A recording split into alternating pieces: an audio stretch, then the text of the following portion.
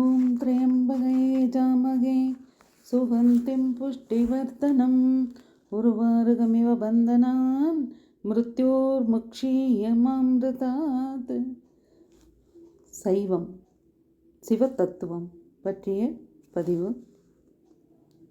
பிரம்மாவும் விஷ்ணுவும் முறையே ஹம்ச வடிவையும் வராக வடிவையும் எடுத்துக்கொண்டு ஆகாயத்திலும் பூமியிலும் சஞ்சாரம் செய்ய சென்ற பிறகு பிரம்மதேவர் வராக அவதாரம் எடுத்த மகாவிஷ்ணு வெகுகாலம் சுற்றியும் அந்த லிங்கத்தின் அடிவாரத்தின் தடத்தை கூட காண முடியவில்லை என்று கூறுகிறார்.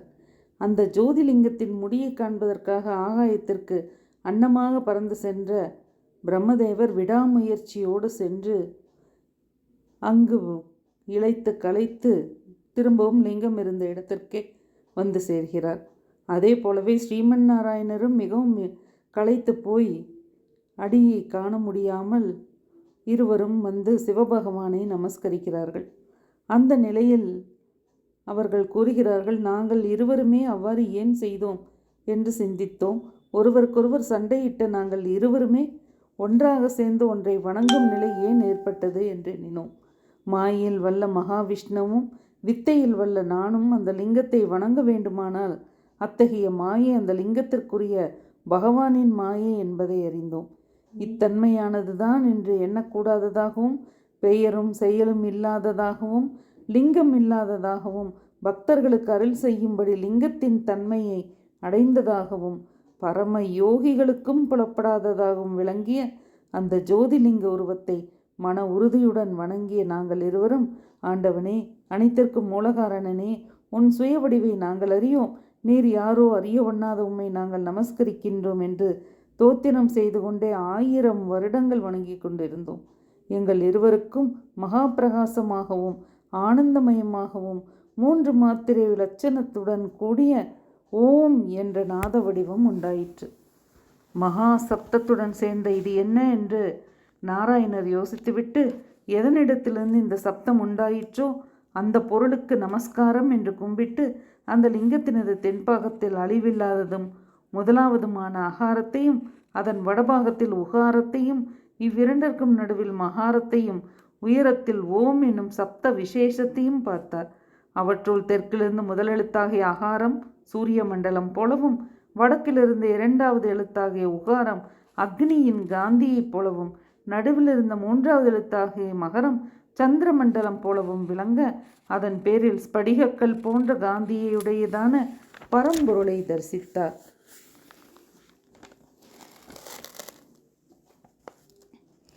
அகரம் என்னும் பெயரையுடைய பகவான் சிருஷ்டி படைத்தலை பண்ணுகிறவர். உகாரம் என்னும் பெயரையுடைய வர்க்க ஸ்திதி காத்தல் தொழிலை செய்பவர். மகாரம் என்னும் பெயரையுடையவர் அனுகிரகிப்பவர். நானும் அந்த விஷ்ணுவும் ஆச்சரியம் மிகுந்த மனதோடு அந்த சமயத்தில் மிகவும் ஆச்சரியகரமானதும் அழகுள்ளதும் 5 திருமுகங்கள் உடையதும் 10 திருக்கரங்களுடையதும் பச்சை கற்பூரம் போன்ற நிறமுடையதும் பலவிதமான காந்தியும் பலவித ஆபரணங்களையும் கம்பீரத்தையும் பராக்கிரமத்தையும் மகா புருஷ லட்சணத்தையும் சிறந்த உருவத்தையும் உடையதும் எல்லாவற்றையும் உண்டு செய்யத்தக்கதுமாகிய சிவ தத்துவத்தையே பார்த்தோம். உடனே அவர்தான் எல்லா தேவர்களுக்கும் ஈசன் என்று தெரிந்து கொண்டு விதிப்படி வேதாந்தமான சத்யோஜாதி மந்திரங்களால் விஷ்ணுவானவர் அவரை துதித்தார். நானும் அவ்வாறே தோத்திரம் செய்தேன். எங்கள் இருவருடைய தோத்திரங்களால் சந்தோஷப்பட்ட மாயா சம்பந்தம் பெற்றவரான மகேஸ்வரன் திவ்ய சப்தமயமான ரூபம் கொண்டு அந்த ஜோதிலிங்கத்தில் பெரும் சிரிப்புடன் விளங்கினார். இத்தகைய குணஸ்வரூபியாயும் நிர்குணனாயும் சப்தமாயும் உள்ள பகவானை என்னோடு திருமாலும் பார்த்து, பிரபுவே, எங்கள் சஞ்சலத்தை அகற்ற கிருபை செய்யும் என்று வேண்டிக் கொண்டோம். எங்கள் பிரார்த்தனைக்கு கருணை புரிந்து உங்கள் மேல் கருணை கொண்டிருக்கிறேன் என்று திருவாய் மலர்ந்தருளினார்.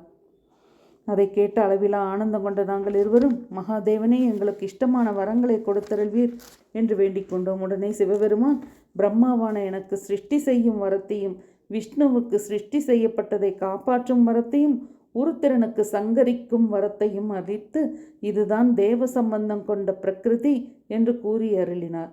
மேலும் இந்த பிரகிருதியில் பிரம்மாணி என்னும் பெயருள்ள சக்தி பிரம்மனையும், லக்ஷ்மி என்னும் பெயருள்ள சக்தி விஷ்ணுவையும், காளி என்னும் பெயருள்ள சக்தி உருத்திரனையும் அடையும்.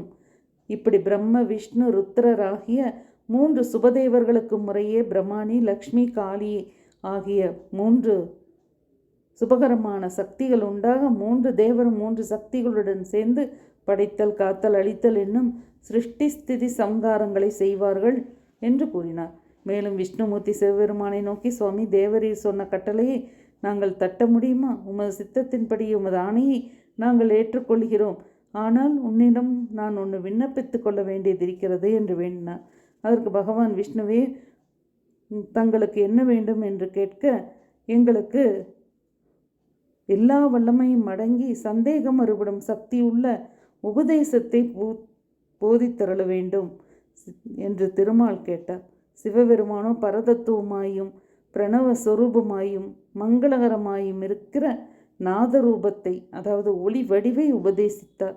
சிவபிரான் அருளால் நாதரூபத்தை பெற்று விஷ்ணுமூர்த்தி பரதத்துவத்தை நன்றாக அறிந்து நாதரூபத்தையும் தரிசித்து மந்திரத்தின் சுப வழிகள் அடங்கிய உண்மையும் அனுஷ்டிக்கும் உபாயங்களையும் அறிந்து கொண்டு நாதரூபமான பரம்பொருளை கும்பிட்டு மேலே பார்த்தார்.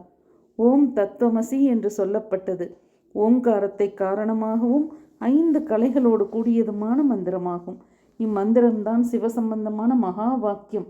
அது சுத்த ஸ்படிக நிறமானதும் மிக மேம்பட்டதும் சகல அபீஷ்டங்களையும் அளிக்க வல்லதாகவும் ஞான சொரூபமாயும் மந்திர ரூபமாயும் உள்ளது. இன்னும் 24 எழுத்துக்கள் கொண்டதும் காயத்ரி ரூபமுடையதும் தர்ம அர்த்த காம மோட்சங்கள், அதாவது அறம், பொருள், இன்பம், வீடு என்னும் 4 வித புருஷார்த்தங்களை கொடுப்பதாயும் மிருத்யுஞ்சயம், பஞ்சாட்சரம், சிந்தாமணி, தட்சிணாமுக்தி மந்திரம் என்று சொல்லப்பட்ட இந்த 5 மந்திரங்களையும் அடைய பெற்ற ஸ்ரீ விஷ்ணு பகவான் அந்த மந்திரங்களை ஜபித்தார்.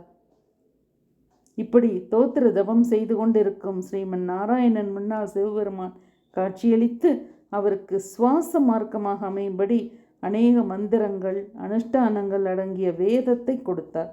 சகல வித்தைகளுக்கும் நிலைக்களமாகவும் தலைமையாகவும் உள்ள சிவபெருமான் சொன்ன அந்த வேதத்தை மகாவிஷ்ணு பெற்றுக்கொண்டு அந்த வேதத்தையே எனக்கு சுவாச மார்க்கமாக கொடுத்தார். உன்னதரான சிவபெருமானிடமிருந்த சிவ தத்துவ ஞானத்தையும் பெற்றுக்கொண்ட ஸ்ரீமன் நாராயணன் அந்த சிவ தத்துவ ஞானத்தை எனக்கும் கொடுத்தார். இப்படி சிவபெருமான் அருளிய வேதத்தை சாங்கோபாங்கமாக அறிந்து கொண்டு சிவபெருமானை நோக்கி, சமஸ்த வித்தைகளுக்கும் ஆதி மூலமானவரே, ஜோதிமயமான சுடரொளியே, எப்படி சந்தோஷம் தேவரீர், எப்படி சந்தோஷம் அடைவீர், எப்படி உம்மை நான் தியானிக்க வேண்டும், அடியேன் செய்ய வேண்டிய தியானம் இது, சங்கரராகிய தங்களை மனிதன் எப்படி அடைவான், பாபங்களை எல்லாம் பரிகரிக்கக்கூடிய இந்த சிவ தத்துவ ஞானத்தை எனக்கு உபதேசிக்க வேண்டும் என்று மகாவிஷ்ணு கேட்டார். உடனே கருணை கடாட்சமூர்த்தியான சிவபெருமான் விஷ்ணுவை நோக்கி, விஷ்ணுவே, இப்போது நான் முன்னால் காட்சியளிக்கிறோமோ அதே பிரத்யட்சமாக காட்சியளிக்கிறோமோ அப்படியே பிரத்யட்சமாக இருப்பதாக கருதி கொண்டு இந்த லிங்கத்தை பூஜித்து வந்தால் நாம் மனமகிழ்ச்சியுற்று சகல பலன்களையும் சகலமான மனோபிஷ்டங்களையும் தந்தருள்வோம் என்று கூறினார். எவர் மனதில் எப்பொழுது துக்கம் உண்டாகிறதோ அப்பொழுது அவர் இந்த லிங்கமூர்த்தியை பூஜித்தால் அந்த துக்கம் ஒளிந்து போகும். பிரம்மா சதா சிருஷ்டி தொழிலை செய்யவும் நீ ஜீவன்களை ரட்சித்து காக்கவும் சதா எம்மிடத்தில் மிகுந்த பக்தியும் கொண்டு பூஜை செய்வதால் எல்லா விருப்பங்களையும் கொடுப்பதோ சகல பாவங்களும் நிவர்த்தியாகுமோ அப்படிப்பட்ட பூஜா விதியை போதிக்கிறேன் என்று கூறி அதையும் விஷ்ணு பகவானுக்கு போதித்தார். இப்படி மங்கள சுரூபியாகவும் மங்களத்தை உண்டு பண்ணுபவராயும் மகாபத்ம முதலான நிதிகளுக்கெல்லாம் பதியாயும் லிங்காரமாகியும் லிங்க சுரூபத்தை உடையவருமாயும் இருக்கும் உமக்கு வந்தனம். தேஜோ ரூபியாயும் தேஜஸ்களுக்கு பதியாயும் சகல சுரூபியாயும் இருக்கும் உமக்கு வந்தனம் என்று சிவபெருமானை துதித்து கொண்டு விஷ்ணு பகவான் என்றார். மகா புண்ணிய உருவாகமும் உன்னதமாகவும் விளங்கும் இந்த துதியை எவன் படிக்கிறானோ கேட்கிறானோ, பிராமண சிரேஷ்டர்களை கேட்கச் செய்கிறானோ அவன் மகா பாபியாய் இருந்தாலும் பிரம்மபதியை அடைவான். நாராயணனாகிய விஷ்ணு பகவானால் செய்யப்பட்ட இந்த சிவ ஸ்தோத்திரத்தை சொல்லி துதிப்பவனுக்கு வளர்விரை சந்திரன் போல் மங்களம் வளரும். திருமால் இந்த சிவ ஸ்தோத்திரத்தை செய்த பிறகு சிவபெருமான் எங்களை பார்த்து சொன்னார், உன்னத தேவர்களே, நீங்கள் எனக்கு செய்த இந்த ஸ்தோத்திரத்தால் யாம் மனமகிழ்ந்தோம். வைத்தை விட்டு சிவமுத்தியாக என்னை பிரார்த்தியுங்கள். உங்களை நாம் விரும்பியபடியே மாபெரும் ஆற்றல் வாய்ந்தவர்களாக உண்டாக்கி இருக்கிறோம். அதாவது நாமே உங்கள் மூவராக மாறியுள்ளோம். எமது விருப்பத்தைப் போலவே எமது உருவம் 3ஆக பிரிக்கப்பட்டுள்ளது.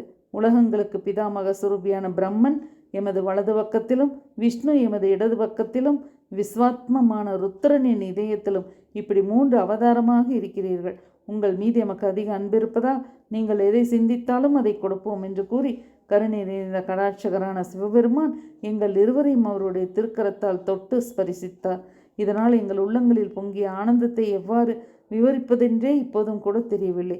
மகாவிஷ்ணுவோ சிவபெருமானுடன் ஐக்கியமாகும் ஆசையால் உந்தப்பட்டு, ஆண்டவரே, எங்களுடைய பக்தி உம்மிடம் நிலைத்திருக்க அருள் புரிவதோடு எங்களுக்குள் எழுந்த வாதத்தை அறிவீரானால் அதையும் நிறைவுபடுத்த வேண்டும் என்று கைகுவித்து நின்றார். சிவபெருமான் அவருடைய வேண்டுதலுக்கு இறங்கி, நெடுமாலே, நீரும் பிரம்மனும் எம்மிடம் எப்பொழுதும் நீங்காத பக்தி தியானத்தில் மூழ்கியிருப்பீர்கள். நீங்கள் பார்த்த சிவலிங்க மூர்த்தியை பூஜை செய்ய வேண்டும்.